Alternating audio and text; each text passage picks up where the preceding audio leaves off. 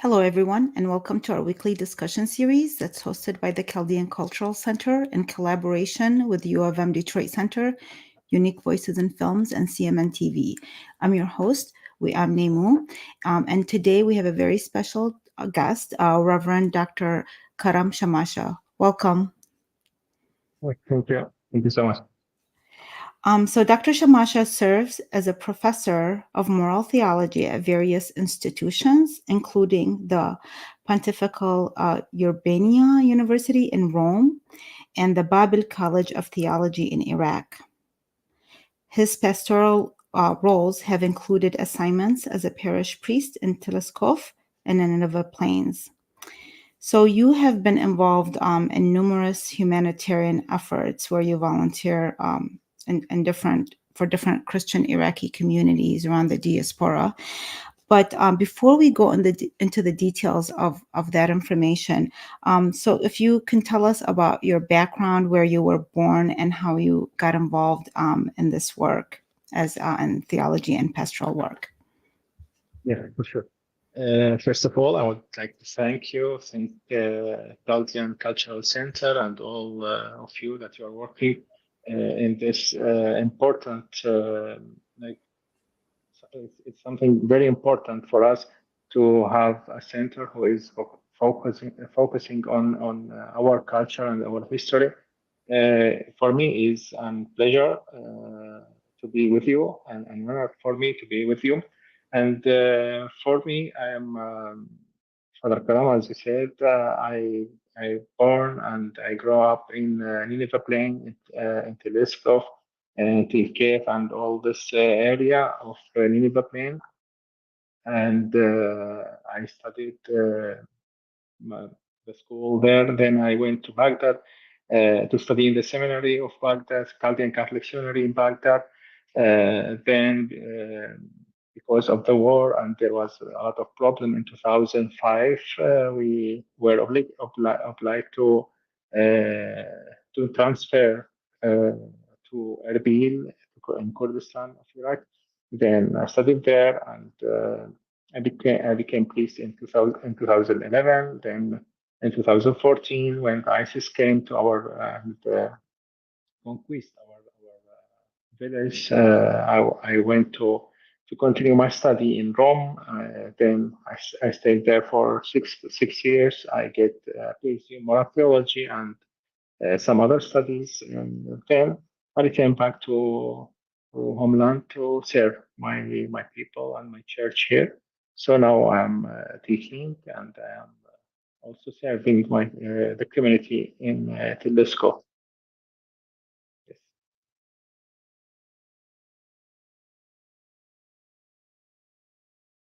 So you are in Iraq right now? Yes. Yes. Okay. So let's go back to the experience. I was researching you, and so I didn't know. So you were in Iraq when ISIS attacked. If you can tell us a little bit about that, and because we have viewers that are both English, fluent in English, and some that are fluent in Arabic and don't completely understand English, so please feel comfortable if you want to switch, and then that way everybody can understand what you're sharing, but especially the experience of what happened during the time when ISIS attacked. Like, where were you and what happened to the people? What was the response? And if you can just share this very important aspect with us, especially because I'm not sure if I've shared this with you. I've shared this with our audience. The Chaldean Museum is moving, and we are going to we have currently 5 galleries. We are adding a genocide gallery to our museum. And so this story is very important. We feel like it's underrepresented. Very few people have continued, even though it only happened 10 years ago, it wasn't like that much of a history. So if you can share a little bit about that, I'd really appreciate it. Sure. I was in Teleskov as a parish priest in August 2014. Also before 6 August 2014, the ISIS they began in Mosul, as all we know. They started conquesting or occupying occupying all Nineveh. Then they started moving forward our towns. In the beginning, in June 2014, all the Christian of Mosul they came toward us, and we offered for them refugee. Like we opened the church, we opened all our houses for them, and then in like in the beginning of August, they started moving toward us. So in that time, we had to choose what we have to do with this terrorist.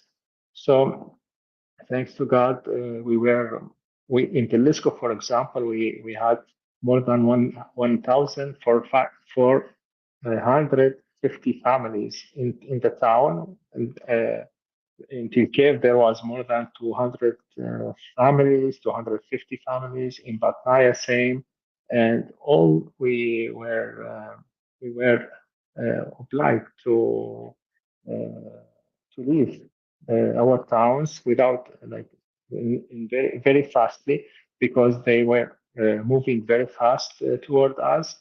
Then we all left and we left uh, in all that we had like I will switch a little bit in Arabic. So in when وصلوا عندما وصلوا الدواعش لمناطقنا بالتأكيد كانت فترة كلش صعبة. لذلك كان أكو وقت قصير حتى نقرر شنو لازم نسوي. فلذلك كان أكو بالبداية بدأت بالموصل في بداية شهر السادس. بدأوا يحتلوا الموصل. كل أهالي الموصل المسيحيين إجوا لعندنا، اختبرناهم، فتحنا لهم بيوتنا وكنائسنا. بعدين بشهر الثامن بدأوا يجون يعني من ناحيتنا الدواعش. لذلك كان لازم أنه إحنا أيضا نقرر إذا ردنا نبقى مسيحيين وما نغير ديانتنا أو ما نعوف المسيح. كان لازم أنه إحنا نعوف كل شيء ونطلع إلى كردستان. لذلك قررنا أنه نروح كل واحد على المناطق القريبة من عنده، وإلى أن وصلنا إلى بر الأمان في دهوك في قرازاق وإلى آخره. Then, ورا سنتين ونص, after 2 years and a half, we were able to return to our towns and to our homes in Telskuf. But Naya, for example, was all like 80% was destroyed. Our many houses in my town, Teleskop, was destroyed in Kiev. Unfortunately, till now, there is few people that they were returned to Turkey because many Christians they left their homes a long time. Then they didn't get back because the situation for the Christian is not very stable, and that it was. So what you're saying is, since that time, what has changed since that time? How much has been rebuilt? Where have the Christians right now, where are they mostly concentrated in Iraq? And what does that situation look like for them? The Christian today, the most of Chaldean Christian were now located in Ankawa, in the Hawk, in some of them in Zaho, and in the Nineveh Plain, like our village, Teleskov, Atnaya, Al-Kosh. We have families till now. There is about 3,000, 3,500 families about. We still there. And if we talk about the Syriac Catholic Church, they are concentrated in Karakosh. They have a lot of Christian there. And as you know, there was a very sad tragedy story when the the fire on the wedding in Baghdad. No? So many of Christian also they decided after that to leave. So we are concentrated in Nineveh Plain, and the majority we are in Kawa, Erbil. Um, you talk about the the importance of interreligious dialogue, and from your studies, the importance of that. How can this help us make a difference? And for us to use interfaith dialogue and communication in order to that would something that would lead to action, so that it's not just communication. And I got to tell you, so recently we had a holy pilgrimage where Father Samim was emphasizing during Mass the importance of communication.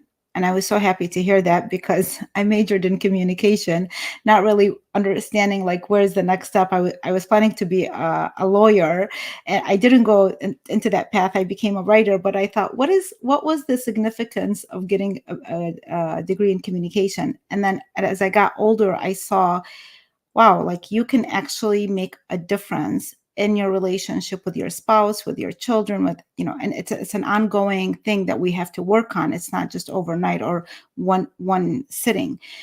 But on a bigger scale, when I see this with regards to religion, for instance, sometimes it seems like we're hitting walls.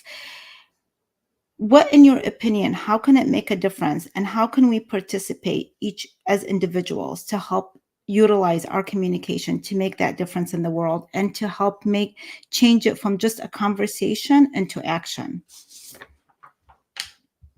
In fact, the word's communication is very important for the interreligious studies or for all the interreligious dialogue.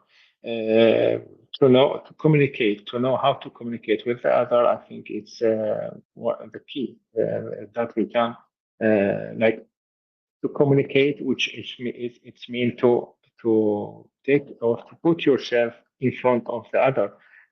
So for us, we should promote this dialogue as a church. Also, many times the church, in many of his teaching, speak about the interreligious dialogue, because it's our mission to have this peace, to promote the peace, understanding, cooperation between all the communities by building trust, countering extremism, and fostering reconciliation. For sure, the dialogue, interreligious dialogue, prevent tension and violence by encouraging respect and empathy. For us, it's very important to always to talk with the others, and not just to, because in many times we find a lot of conferences, a lot of meetings, but the important, I think, is, as we all know, is not just to say the things and provide the things. It's how to, as you said, as you mentioned, how to make these words in act, how to act with the others. We had, for example, in Iraq, always we hear many beautiful words. You are a rose, you are flower of this country, you are the peace.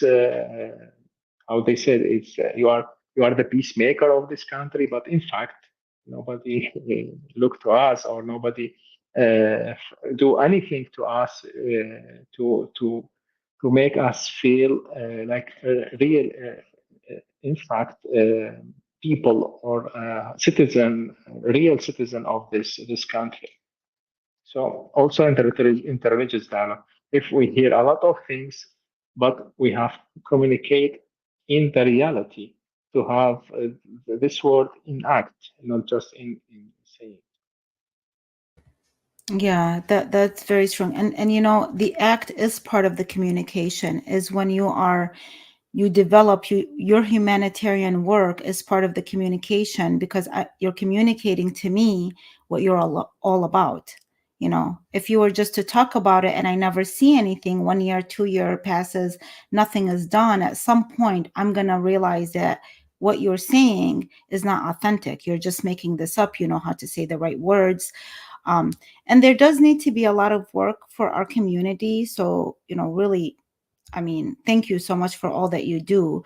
But it does need to be brought to the forefront. I have shared several times a story that last year I attended the director of the UN for against genocide in the Arab world.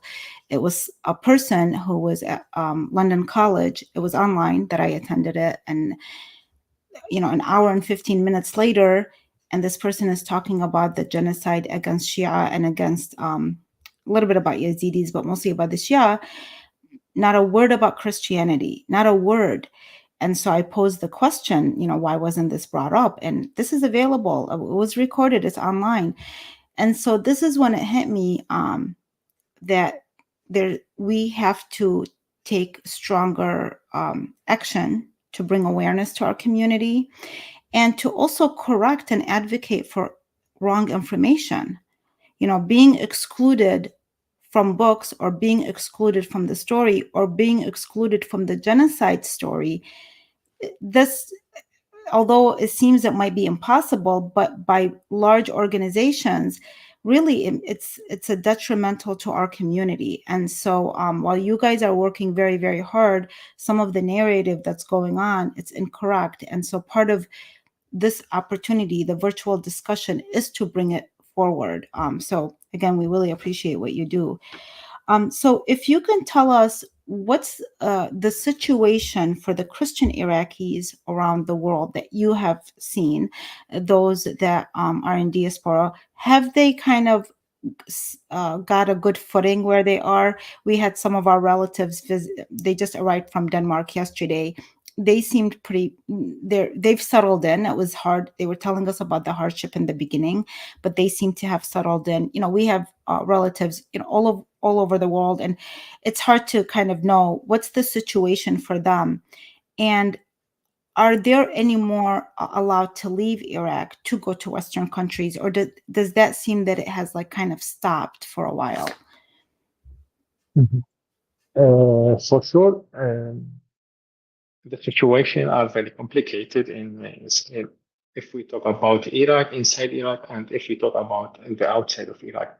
What you are doing, like in your center, is very appreciated because, as you know, in diaspora, it's very easy to our children or to our people to lose their language, to lose their history, to lose any connection with their homeland.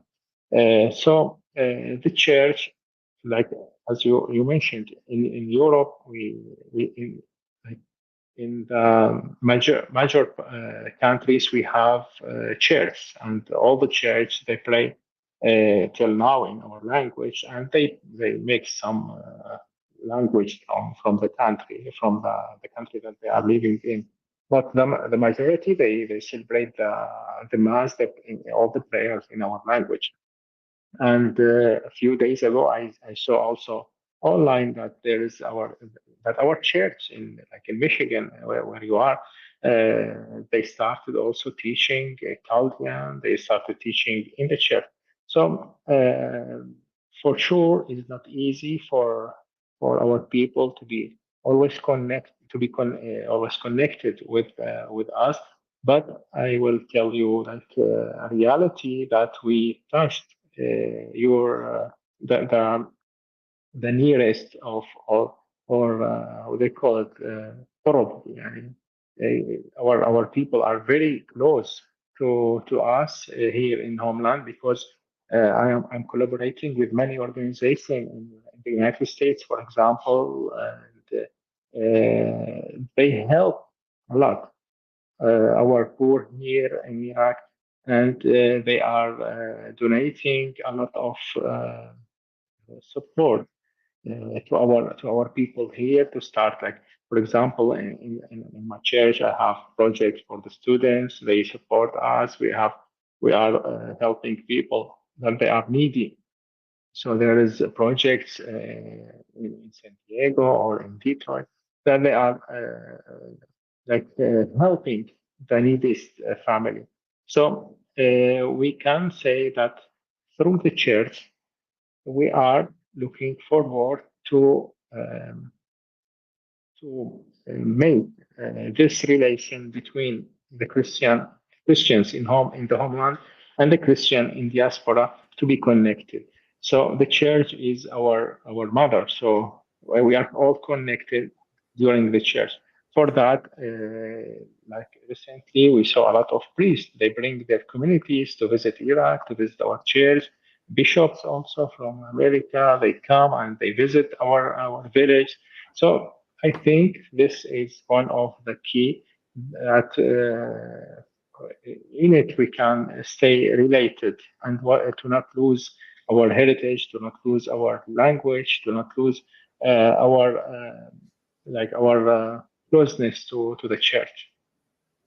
So that brings us to the next question that I wanted to ask you about. So we have many Chaldeans that are very eager to learn about their history and heritage. And do you feel that the church involves that aspect of the Chaldean history of the heritage? Do they incorporate it in their programs or teachings, or is it not so?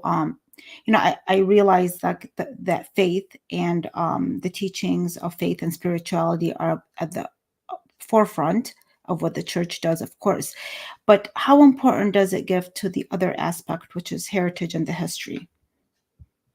For sure, we all know that the church was the place that where our history are kept, are still kept. So if the church wasn't in that إذا الكنيسة ما كان عندها الإمكانية أنه تحافظ على هذه اللغة وعلى هذا الطقس، ما كان عندنا اليوم هذه الإمكانيات، وما كان، لأنه مثل ما نعرف مثلا لغتنا خسرت كثير، ما أصبحت هي اللغة، خلينا نقول الحية المحكية المقروءة والمسموعة وإلى آخره. فلذلك الكنيسة كانت هي اللي حافظت. The church has conserved our language, has conserved our heritage. So, and we are still working for this mission, because we we evaluate this importance of the heritage and of our, and also of our language. The church is very involved always to teach. For example, I attend sometimes like first Holy Communion in many churches. They still teach our children how to pray all our hymns in Aramaic. So this is what the church can do. But as ONG or as centers, you can do also help us to keep this spirit of the language and heritage, because we in the church we are doing a lot. So we need also from the other hand to help us to arrive to the people that, because as you know, in the east, a lot of people, we lose a lot of people. Many people, they lost their faith. So it's your mission also to help us to keep this possibility. If we will pray for them to return back to the church, but if they will not return to the church, I think it's your mission to help them to not, because do not lose their language and their heritage, because if they lose their faith, they still they still our sons, and we love them, and we hope that one day from the language they will return back, because the mother, the church is a mother. So we are always waiting our children to come again to our how they say, or heart, or I don't know what they. And embrace, yes, الحضن, yes. Uh, That feels so nice. You hearing me hearing this, or I'm sure our audience as well. One of our guests that was here a couple of weeks ago, and he was from Australia, and he said that there is أكو شعور، يعني هذا الشعور من يبني واحد الشعور من ناحية إنه هو يعرف هو منه، اعتيادي راح يعني يميل على إذا اللغة، إذا التاريخ، كل الأشياء اللي تخص like your ancestry راح تجي رأسا إذا أنت بس هذا الشعور يبني بيك. So I do think it's very important as well. And and you're right, everybody has to contribute their own way. And we're trying in a way where we started a couple of years ago an Aramaic class. It started with adults, and we were surprised. Like من بدينا ما كنا متصورين، يعني بدأ صف صغير بعدين هسه now عندنا مال أطفال همينة so we have now one that's online one in person for adults one for children وبعد هسه يعني مدرسة صغيرة بس إن شاء الله تكبر and it's exciting for us like it's so rewarding وإن شاء الله من نتحول راح أكو عندنا مجال أكثر نسوي صفوف تختلف وهاي الصفوف راح بعدين نقدر مثلا يكون إنه إذا اللغة أو إذا تكون التاريخ مال Chaldeans and just the different empires just as because what I'm loving is that the youth, they're so interested, they're digging deep into this, right? I always talk about how we do this digital storytelling where we go out and interview people. and like أكثريتهم مثل التراما اللي حسوا من كانوا بالعراق ودا يحاولون يطلعون يعني كل التفكير كان إنه how do we leave Iraq? All the struggle was about leaving, running. You come here, then you're on survival. You're working in a store 7 days a week, and everything is just on a survival mode. And so they were not able to expand this kind of awareness. So thank God, what the hard work that they did is so that their children can have the mental freedom and the physical capacity to be able to pursue these things, right? But sometimes, there's a lot of passion that goes into this. And so I'm going to bring up the subject that often comes up about the different Christian communities that unfortunately sometimes I don't want to say that it separates. I believe dialogue is always good. Even in the debate, you learn. I learn. I watch these online boxing matches and I learn and my mind works and I do more research. So I enjoy it because I rather have that than somebody just not even looking into it, right? But having said that, somebody in your position who works very hard to unite people, to bring harmony, and because you saw firsthand what happened to our communities, right?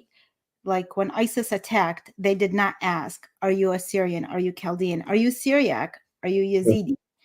ISIS targeted whoever did not follow their mentality. And it was also the Muslims that they attacked. They just attacked anybody that doesn't fit into a particular box, right? But one thing I think it's really great that the youth is looking, and it's not just the youth, a lot of people are looking into that history. And maybe it's just where it gets, they forget what unifies us, which is the religion, which is the Aramaic language. How can the church help facilitate a more harmonious process between these different sects, these different communities that have different identities? What advice would you give them? Because they're really all very good people. The one thing I often tell, if wherever you see Chaldean Assyrian communities around the world, you don't see them being harmful to their society. They usually live a decent life, family, faith, working hard. But amongst each other we have this, and we have to address it only because they want to hear something that could help unite us rather than divide us. What advice would you give to them? For sure, this is one of the issues that always we talk about it whenever we meet with our brothers and our brothers and sisters, like from the Syrian church, because the nearest church for us is the Syrian church as country. Sometimes they say that the people have no problems. The problem is just in the first class, like the leaders of the religious leader. But in fact, I think recently this idea of being from Assyrian people or from the Chaldean people or other ethnics, I believe it exists. But I think recently with the ISIS, what the things that they do against us, we, for example, from my town, a lot of the families went to the Assyrian village, and um, they keep them in there, and they give them houses, and they give them to eat, and everything they give them. Also, the Assyrians that they were like in Mosul or in other places when they came to Ankawa, which is a Chaldean village. So they were all they already have been accepted, sorry, in the church. So we didn't, as you said, not just the ISIS that didn't ask it from which ethnics you are, but also the church. When we are all together, when we escaped from the ISIS, we were everywhere. We didn't ask from where you are and from which church you are, from which ethnics you are. We accept all of them, and we were accepted by the others. So I think we have to look uh, more positively about our situation, like as a people, as Christians from different ethnics, because when we have problems, we are all united. So we have to think not to be just united when we have problems, but we should be united in many other situations. For example, today in the government or in the state, we have to be united. We have to have like one voice, one persons that they love to serve our people from wherever they came from, which whatever ethnic they believe in. So we need that they say that the leaders are the problem, but I think many times the politics are the problem. And thanks to God, our youth are not like this, I think, because we saw a lot of youth that they are getting married, Chaldean getting married with Assyrian getting married with Chaldeans. So I think in the future, I look positively to the future of our people because the new generations are not thinking as we are thinking, as our fathers and as we are thinking many times because we are grow up in a situation when the Saddam Hussein when he gone when in 2003 uh, after 2003 all the ethnic they looked to find some identity, so they all were all they were fighting to to demonstrate their identity. Like Italian, they were saying that we are here and we have to be like mentioned in the constitution. The same thing as the other ethnics did. So in the beginning, it was we should do like this because, as you know, there was many problems of the constitution and many other problems in the government, we can say. But I think our future is going to be more brightful, more positive. Yeah, it's good to hear you say that. Yeah, because I was going to ask, what is your vision for that? And obviously, based on what you're saying and the work that you're doing, the whole point and what drives us is that we're doing something positive for the community, for the world in large, too, because uh, again, our community, it's just something, there's so many unique things, aspects about it, but we do contribute. We contribute wherever we go. And I just want to address one last thing because I know this is another thing that comes up that I notice is from my understanding and from what I've read is that the Kurdish region and Kurdistan has been instrumental in helping, especially after what happened to ISIS. And I know that sometimes, as with every, if you go to ancient times, empires and every countries and any people or community that had issues in the past, but that doesn't define what's happening today, right? So that relationship is very important because from my understanding and from my understanding about the leaders, even at an event I recently attended by the Chaldean Foundation, is that they are playing an important role in helping our community. Is this correct? I mean, this is from my understanding is that Kurdistan and why it's important for us, not just with whether it's with the Kurds or other communities, but if you have others collaborating with you, which is, I think it's a weakness in the Middle East in general, that this type of collaboration and holding grudges from, like, it could be from thousands of years ago and it's still in mind. But how do you feel about that? Like collaborating and not kind of getting too stuck on just, I don't know, the past, I guess I want to say. I just forget to regarding to the last question, the other question. Like a few days ago, when there was a feast of the cross here in Erbil in Ankawa, there was for the first time in the north of Iraq. There was an invitation from the Archbishop of Erbil. He did like an invitation to the Syrian Church, to the Syriac Catholic and Orthodox Church. For the first time, they celebrate like a festival for all our churches here in Ankawa. So the ecumenical dialogue exists, and we are working together without any problem. Like we have a lot of relations with other churches. So I forgot to mention this. And regarding your last question about the region of Kurdistan, for sure, nobody can say that they didn't accept us. In fact, we all escaped to Kurdistan in those days of ISIS. So we came here in Dahok, Erbil, Zaho, many other places, and they helped us in what they can help.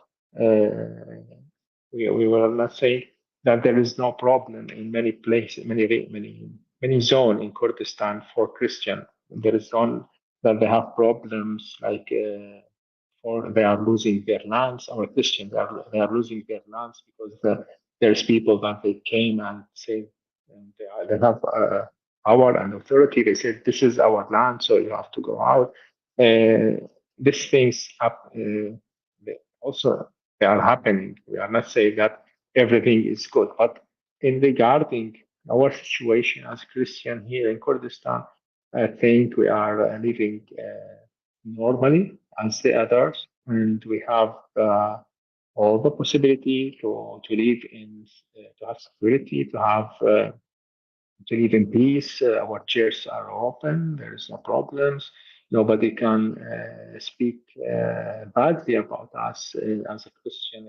If we hear like there is someone or some persons that or one person that he is preaching against the Christian, we can like go and say to the authorities that this is not acceptable, and they hear to us many times. So the situation in general in all Iraq are, for now, they are good in saying many things, but there is places where we are living good, and there is places where we are in conflict. Because, for example, Nineveh Plain, for now, there is places, there is village are under control of Hashid, of the government, maybe, and the other places are under control, the Kurdistan region. So when there is a problem between these two parts, many times uh, we are like we face some problems. We can say this. And if I remember, there was a question where you are asking me about if we are losing families till now or it's stopped. Unfortunately, we have many families that are leaving till now because because of this situation that there is a conflict from time to time between these two powers, and our zone, our places, our village are in the middle of this conflict. So يسموها المناطق المتنازع عليها. يعني لحد الآن ما مفهومة هي تابعة لمن إداريا. في كثير من القرى تابعين للحكومة المركزية، أمنيا تابعين لكردستان. بس بصورة عامة يعني نقدر نقول إنه يعني إذا ما كانت موجودة هذه الصراعات، بالتأكيد ما في مكان ما بصراعات، بس لو ما كانت موجودة كان وضعنا كثير أحسن. كان كثير من العوائل كانت تبقى ما تهاجر بسبب عدم استقرار الوضع الأمني، عدم استقرار الوضع بصورة عامة، وأيضا لقلة الوظائف. يعني كان اكو قانون بالعراق يقول إذا واحد مسيحي طلع تقاعد أو هاجر، مكانه يبقى لواحد مسيحي آخر. هذا ما مطبق بالواقع، هذا فقط على خبر على ورق بكل أسف. قبل فترة كان اكو أسماء ترشحت، يعني حتى انه ياخذون المواقع الفارغه للمسيحيين مثلا هاجروا، بكل اسف تم تغييرها واعطيت لاقليات اخرى. فيعني الوضع كله بصوره عامه ما مستقر. يعني احنا اللي دا نعيش، القسم اللي دا يعيشون في كردستان يعني دا يعيشون ايضا بنعمه امان، خلينا نقول. بمناطق اخرى ايضا في امان، بالموصل اليوم اكو امان، بس تبقى بعد العقليه يحتاج لها تعب، واحد يتعب عليها، نهتم بتثقيفهم. هو هذا الحوار، انه نثقف الاخر عن نفسنا، كوميونيكيشن مع الاخر، نسوي نعرفه منه احنا شنو وضعنا، ليش احنا مو كفره، احنا مو مثل ما دا يفكرون بعد كثير من الاشخاص. فلذلك يحتاج دائما هذا التواصل والكوميونيكيشنز حتى نعيش. احنا كل اللي نريده انه نعيش بامان وسلام، ونهتم بعائلتنا، ببيتنا، بكنيستنا. احنا ما عندنا اطماع نكون اغلبيه ولا نكون فد شيء، نريد نعيش بسلام ويكون عندنا احترام لحقوقنا، نعامل حالنا حال بقيه الفئات، ما يكون اكو تمييز. هذا كل اللي نريده، يعني مو فد شيء صعب.